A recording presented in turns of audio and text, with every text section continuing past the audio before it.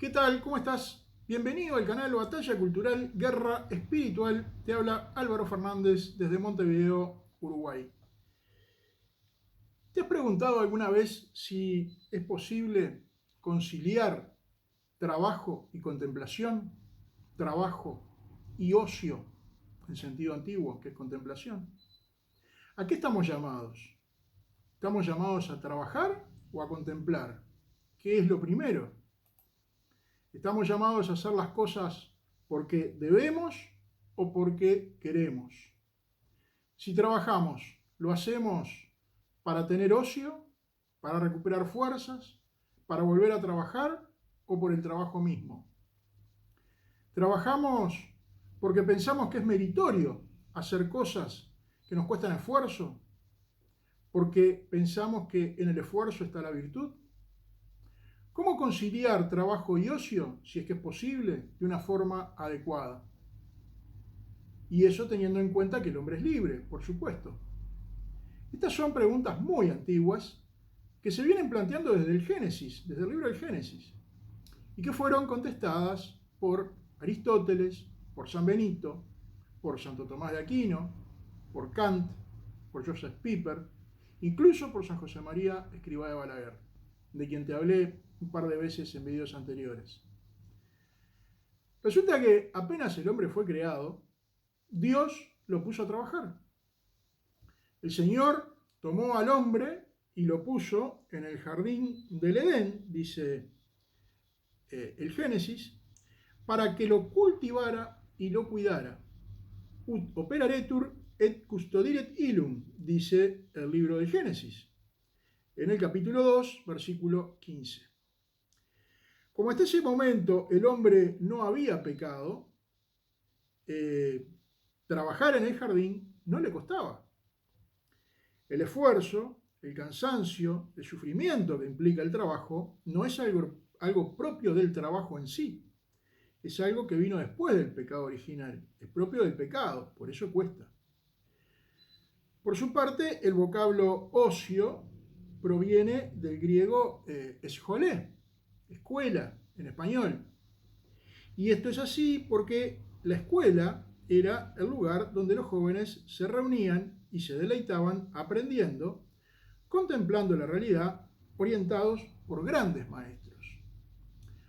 A muchos de nuestra generación, cuando les hablan de Platón, de Aristóteles, de Sófocles y otros antiguos, Herodoto, por ejemplo, sin haberlos leído, ponen cara rara porque piensan que lo antiguo es aburrido. Cuando lo leen, muchos cambian de opinión, por supuesto.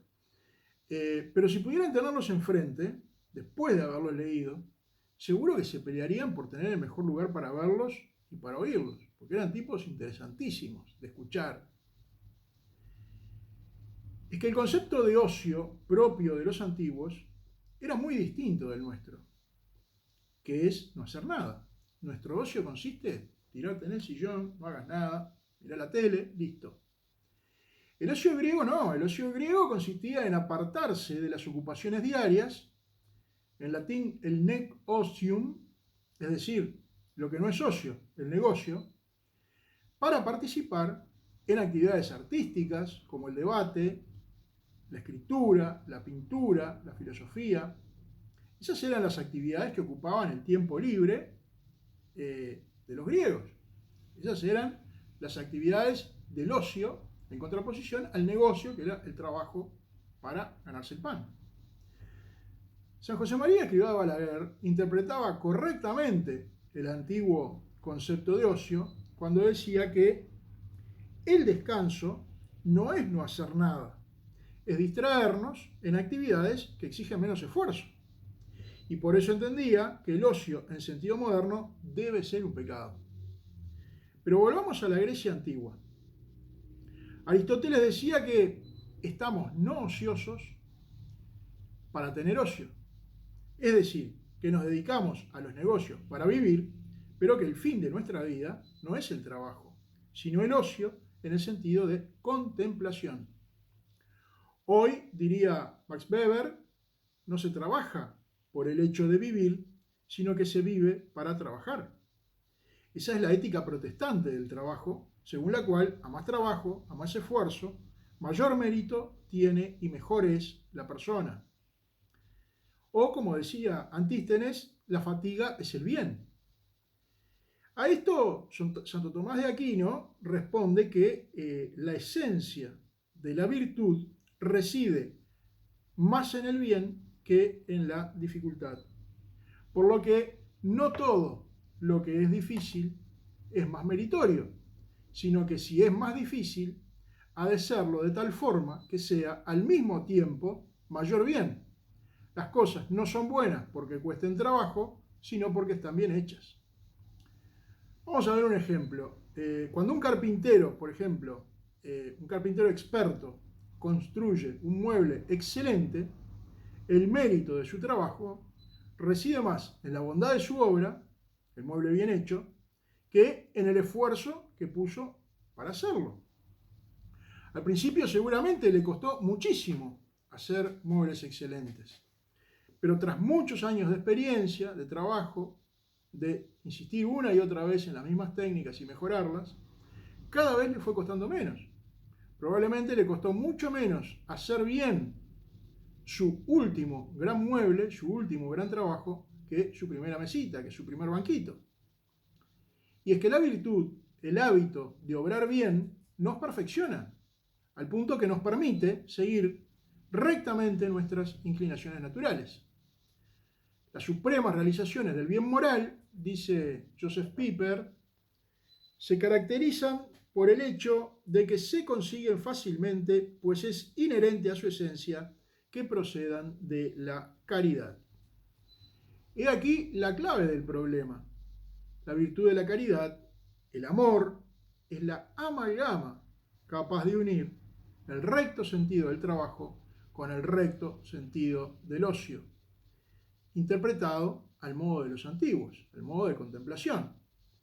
Si trabajamos por amor a Dios y a los demás, podemos llegar a contemplar en nuestro propio trabajo el amor de Dios por todos y cada uno de nosotros, por nosotros mismos y por cada una de las personas que nos rodean.